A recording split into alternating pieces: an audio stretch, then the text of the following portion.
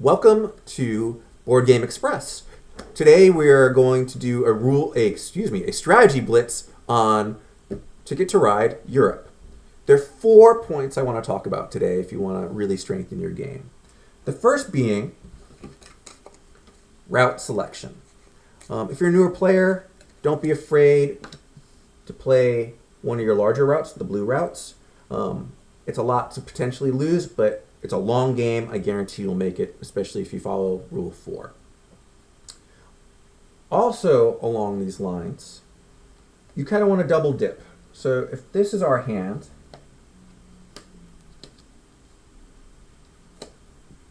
this Edinburgh-Paris makes a lot of sense to take in addition to our long route.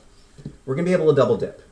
So if we're basically making a connection from Edinburgh, we're going to be going through London, we can kind of go through Paris. We'll be able to use the same sections of train. That's going to save us 2 or 3 turns of drawing cards at least. And that's in a perfect world where we draw absolutely everything we need. So double dip. You want to get as much overlap in your routes as possible. It's going to be a good thing. Which brings us to the next really strong point about this game. It's largely a game of efficiency and optimization. We have a small example here. Let's look at red versus blue. Red has spent 1, 2, 3 turns gathering the cards he needs to put down this line, and 1 turn to actually place down the trains for the route. Let's take a look at blue here.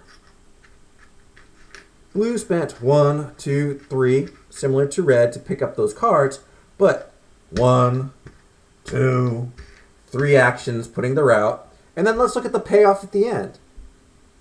Blue got massive 6 points. Ooh. However, red got 15 points for a fraction of the actions.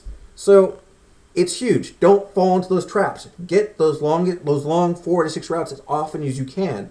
You'll be really well off at the end of the day. It's huge. It's absolutely enormous. Let's talk about train stations. These stations, it's a trap. It's a trap. You only use them as a last resort.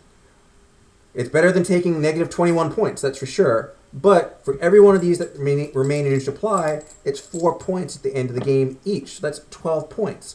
So hold them again. It's a last resort to make sure that you absolutely don't get cut off of your route.